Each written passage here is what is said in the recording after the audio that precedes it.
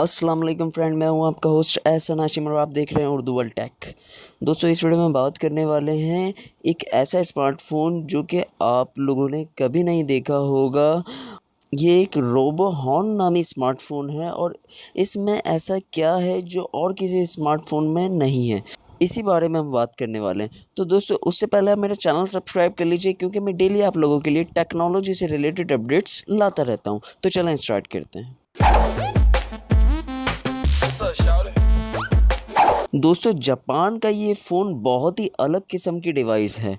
ये फ़ोन आम फ़ोन्स की तरह नहीं, ये फ़ोन आम फ़ोन की तरह कॉल्स का फ़ीचर भी देता है, एसएमएस का फ़ीचर भी देता है और बहुत सी आम सहूलियात फ़राहम करता है।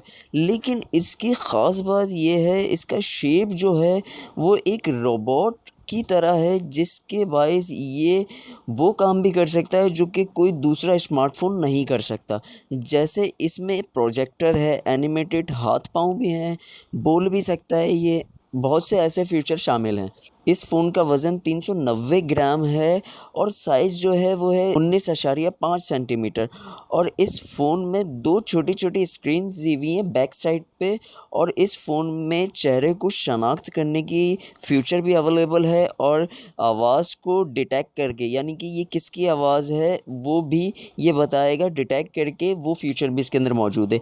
ये रोबोट डिज़ाइन का फ़ोन चलता भी है और बैठता भी है और खड़ा भी होता है, डांस भी करता है और एसएमएस आते हैं तो वो रीड करके भी सुनाता है।